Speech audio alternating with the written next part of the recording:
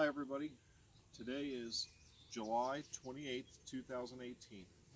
I'll give you a little history on this hive. I was into these last night, some of the ones down there. There's a small amount of hive beetles coming on. So we're going to put some traps, hive beetle traps. Now I gave a warning about these that nobody else seems to give. When you use this liquid, this is a particular special, it's got some kind of a attractant in it. You can use just plain vegetable oil. Either way, you have to be real careful. When you pull the box off, if you stand it up and spill oil, it will kill bees, it will kill your queen.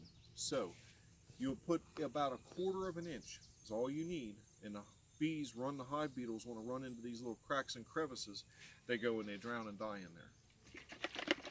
It really works effective. Last year, like I said, at this point, up until this year so far, the hive beetles haven't really been a major issue. But it also, this hive is a little special. I had ordered a couple queens and I had an extra one, and I made a split. I had an empty hive over there, or an empty spot from a stand I added this year, and I moved a really strong nuke. There was like about 7 or 8 frames. You better watch out or you're going to get stung there, kitten.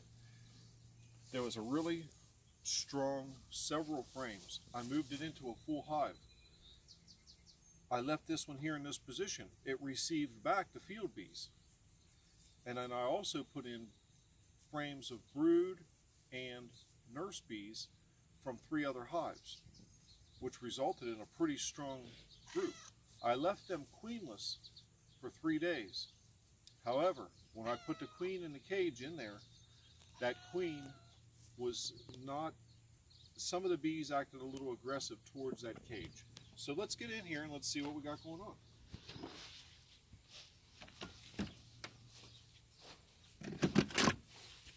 Now at this point I've got the, I call this the hickory switch. Like the old-fashioned switch. I probably won't need it, but let's see what happens. So let's just get right into it here. The way I've got these stacked up, it's kind of like boxes that aren't needed quite yet. Just kind of sit up on the top above the feeder. Because for these nukes, I'm going ahead and feeding them a little bit just to make sure, keep them good. We're in a bit of a dearth right now. A few bees up in there. I would put a little smoke on that screen, but I partly want to see the temperament of these girls. Lots of bees in there boiling out. That queen cage that's been, she should have been released about 10 days ago. We've got some bees on here. Just set that right there, nice and gentle. Leave it right there. See what we got going on in this cage. They're a little more flighty than I'd like them to be. I'm going to go ahead and give them just a little bit.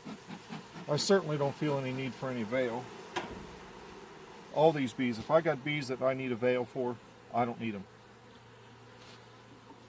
So let's go ahead and pop a frame out of here, get started. So we're kind of looking to see what our hive beetle situation is, and we're really looking for signs of a laying queen. These girls, it's possible that they are queenless.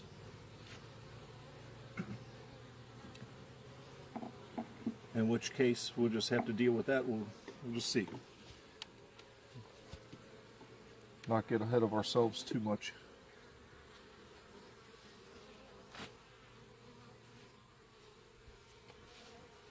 Like I said, I had put frames from 3 different hives in here and kind of merged them together.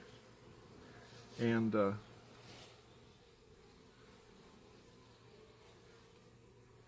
you know, after a few days, they should have gotten to where they were accepting each other. Here we've got lots of nectar. No queen.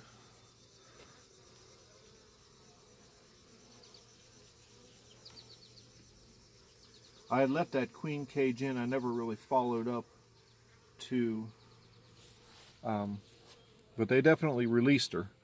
So hopefully we're going to find her running around. There's one attendant in there, but it's open. She'll get out. She'll find her way out of there. Here is a small hive beetle right there. So we got that sucker squished. Said when you put these traps in, they work great and they're a good product, but you have to, I just wish there was some warning, you know, warning, vegetable oil will kill bees on contact. It will kill your queen. I never actually killed a queen, but I definitely lost some bees last year. So it's just something. This is really heavy. We've got, well, we've got eggs, young larvae.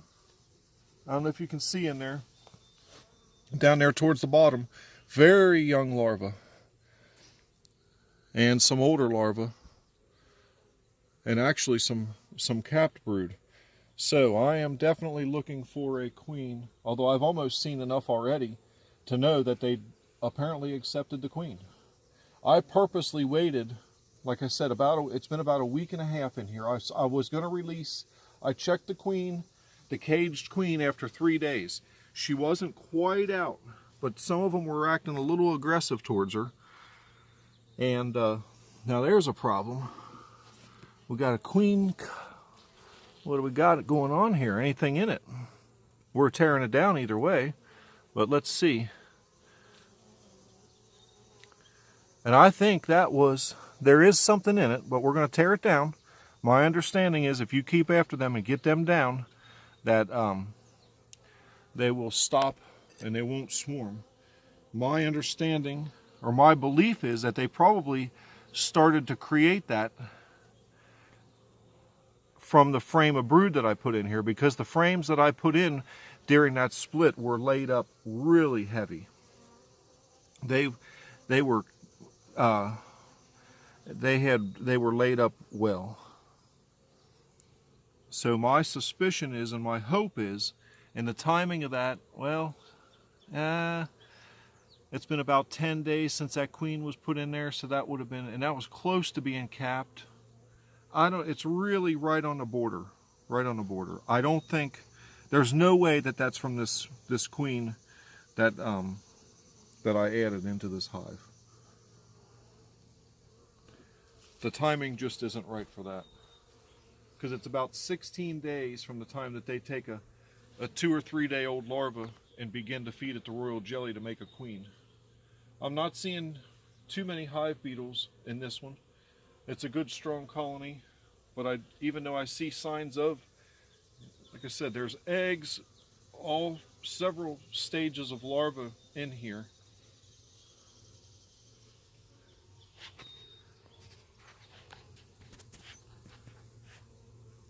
I believe it takes 21 days from egg to hatched out young worker. And those look to me like fresher cappings in the way the age of the larvae in that area. I think it was a mated queen.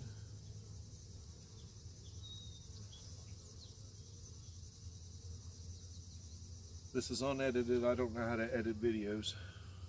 So I'm just kind of talking out loud as I go here. Have a look at this last frame on this upper box.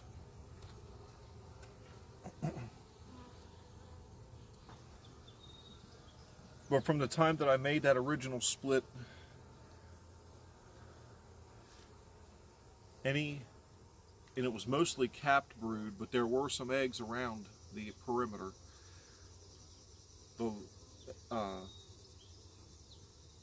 All of the capped brood that would have been in there is all emerged, and that's why there's such a good bee population. So from what I'm seeing, there's definitely a queen laying in here, or there was within a past 3 days, 2 or 3 days from what I see in there.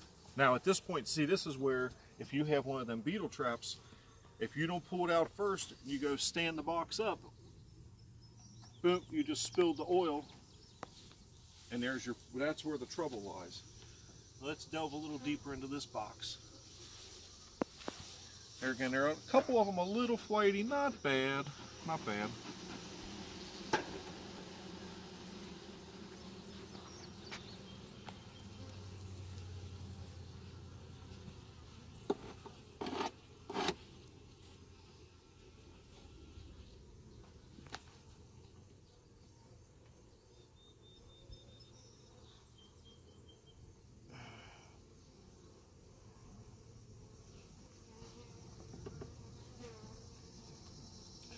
That's one trouble about these nuke boxes, is they're so darn tight to get that first frame out. Standard 10 frame equipment, you get a little more buffer room on your edges. So you have to be real careful here.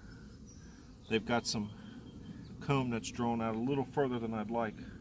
And it's more a matter of, I just don't want to roll a queen and not really knowing for sure. She could be anywhere in here.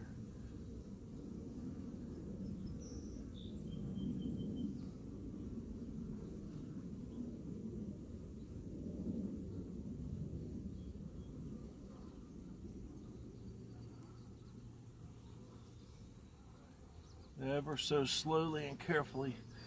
Now this one here, we've got quite a bit of bee bread. There's some mixed, she's trying to lay up every square inch she can, apparently.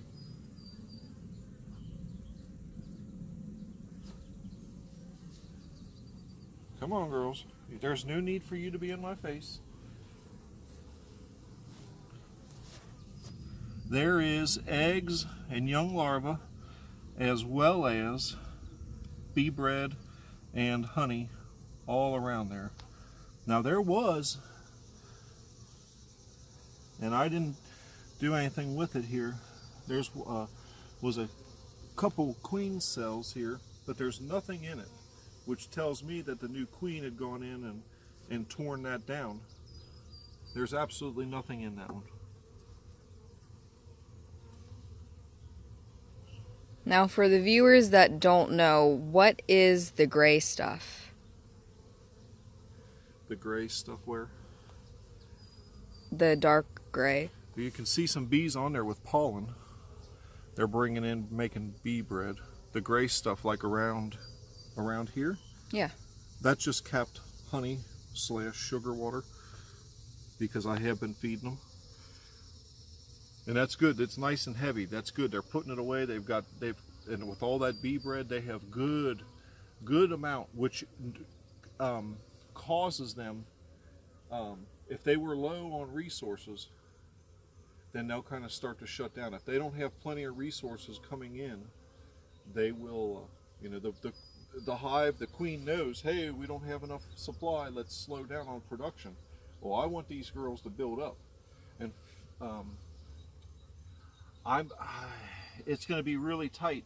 Here we are at the end of July, and being the end of July, it's really getting tough to make a split. It's not too late, but to make a really good, strong split that's going to build up and make it through the winter, and you'd almost have to get a caged queen to bring in to help with that process, make it faster. If they're going to make their own queen, you're talking 4 weeks before they would make a queen, she emerges, mates, and starts laying, and then a couple more weeks for her to start having babies, hatching out, actually coming out. There's the queen right there. That is a nice marked queen from Barnyard Bees. She's beautiful, looks good. She's doing a good job because she's got, so far, every nook and cranny that I can see laid up. She's looking for them, and they're starting to build on this frame. That's why I've given them extra, making sure that they've got plenty of pollen, and I will feed them a little bit just to stimulate them and keep them going. Let's take a look at this frame, see what we got going. This thing is laid up, all the way. You can see all stages, and I can see clear out to the edges. Eggs, I don't know if the camera picks it up, but clear out to the edges. She's got eggs in them. So they are doing a fantastic job. And there's one that just hell-bent on getting me. She didn't, but every once in a while you get one that just, same thing on this side. Look at that. Just all laid up, every square. She's done a good job. She's done a fantastic job. That's what I like to see. That's good. It don't always go this way. I had one down there. It was a small. It only had 2 frames, and they actually absconded. I found an empty, and I found there were hive beetles crawling around in there, and a couple wax moths in there. and it was a very small split. There was just maybe about a frame and a half of bees. I thought, let's give them a shot. Let's try and build them up. Empty. I don't know where the bees went, but there's nothing in there but hive beetles and a couple wax moths. So they aren't always success stories, but this one is. I'm going to go ahead and just make sure we don't have any queen cells down in this last 2 frames. We're going to get them beetle traps. I've only seen 1 hive beetle in this one. It's a nice strong hive. They're able to keep them at bay.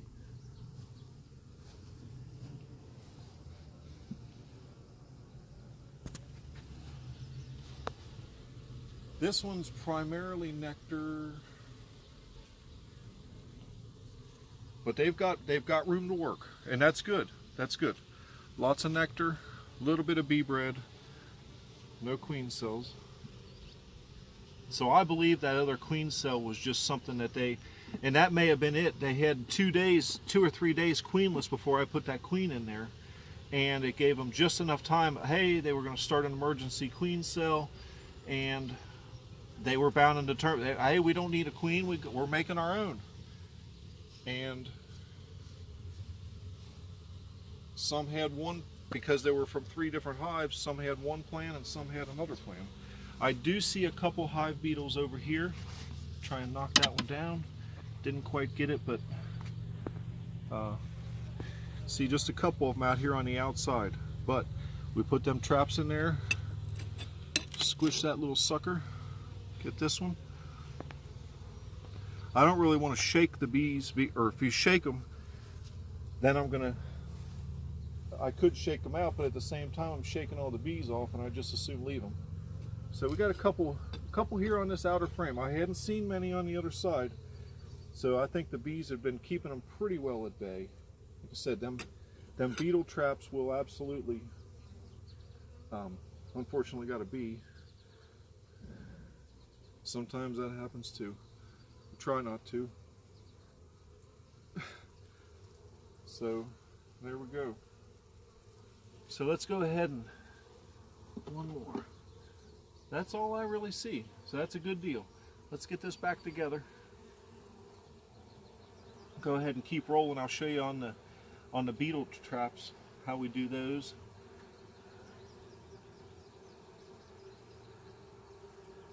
I always look down where the frames are going to touch, and there's always seems to be just one bee just right there, so I kind of jiggle it back and forth until they move out of the way. We know our queen was on that other frame. She's safe and sound. I really don't like this frame, the way they've got this built out so bad, but for right now I don't want to pull it out because it's got lots of, well, it's got all our bee bread and lots of stores, so we'll just deal with it for now. Try and push these frames as far to the side as possible.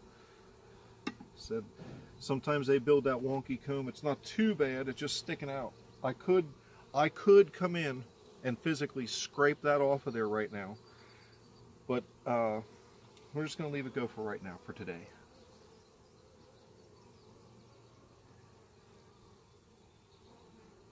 Just real slow, then move out of the way. Kind of jiggle it a little bit. We know the queen was on that center frame, safe and sound. She's fine. Get a little upset. Give them a little puff of smoke here. Someone felt a little squeeze. Put a little alarm pheromone out. Said I try not to use smoke at all. I just have it out here and available. I can get into some of my big hives, 20 brood frames, 2 deeps, 10 frame, and not have any problems. So we'll shake up this here. Not endorsed. I'm not a paid endorser or anything. Just I like it. Man Lake beetle trap oil. It's got some type of a attractant of some sort in it. But anyway, shake it up real good. It's got a little metal ball. Make sure it's all shook up. And put in just enough, about a 1/4 inch or so, 3/16 to a 1/4. Just a couple drops more. You don't need any more than that. Take that, just wipe it off. I just wipe it so we don't have any spot per se on there. besides a little residue, I just wipe it on my pants. Just what I do. Will that also kill bees, like the vegetable oil? If it gets on the bee, that's where if it makes that little bit, that if they crawl across that little residue that's on there, no problem. But if I took this and accidentally dumped it, like if I'm standing a box up like over there, it'll run out, and when you forget about it, you're in a hurry to get the box off, and it spills, and then when you stand it back up, it runs back and it gets all over and drips down. Any bees it gets on contact with are dead. So you just take this here and you just go ahead and put it right down there. Get a couple bees trying to get under there. Push it down on top of the frames. One minor issue, you have to leave a little bit of a gap. When I say a little, normally you want these wood frames touching. You have to about a 1/16 of an inch, and then this is down all the way. The bees they run them hive beetles all around. The hive beetles try and find little corners and crevices to go. Well, they get on top. Oh, there's a little hole, and they run down in there, and then they enter oil. That's it. So let's get the second box up on here. See where we're at with our bee count.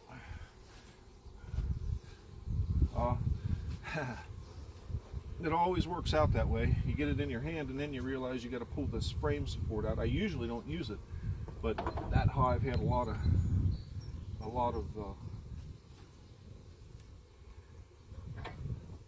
that frame had just too many bees. Try and run them off of that edge. Set this on sideways, kind of turn it a little bit. There we go. They've still got a little bit of room to continue building. So for now, I'm just going to leave it at these 2 deeps. I am going to come in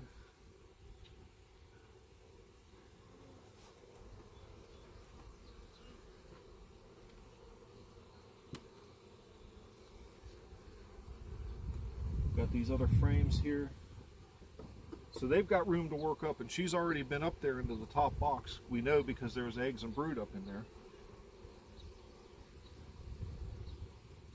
So they've got room to continue working. Go ahead and drop that in there.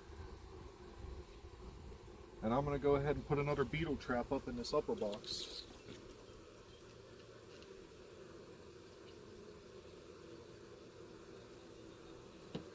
Just about a 1/4 inch. You don't need to fill it up all the way. There's no need for any of that. There again, kind of wipe off that little heavy residue. Just drop that down in there wherever. You can do it the front, the back. It don't matter. I kind of like to run it towards the back for whatever reason. No particular reason. We're going to put our feeder back on. And even though they've got pretty good stores, but I want to continue stimulating them. We're in a little bit of a dearth. We're getting decent rain. The pastures and everything are holding out, but they're just to help make sure.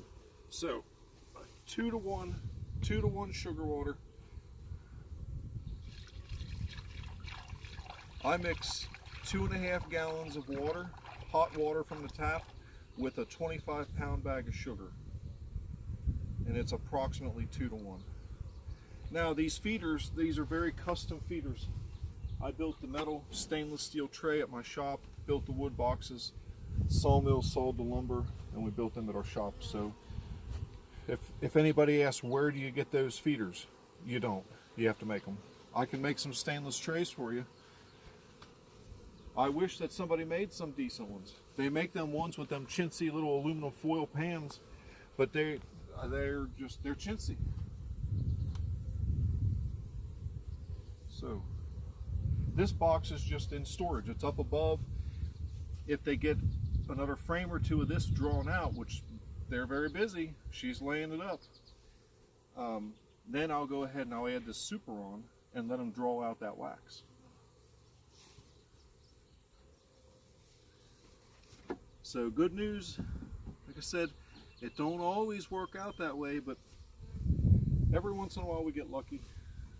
The bees have a mind of their own, and they're going to do what they want to do. That's one thing for sure. A gray brick on top means good to go. 2 gray bricks on top mean we've got over 5 full frames with brood. This one here we saw enough frames. You couldn't make up a nuke and use everything up. There's enough there. You could do. A lot of people would come in and say you could, and they could. We could make 2 hives out of this. We could add a cage mated queen to one of them and have 2 successful nukes. But I'm going to leave it strong for now. We'll talk about that another day. Thanks for watching, everybody.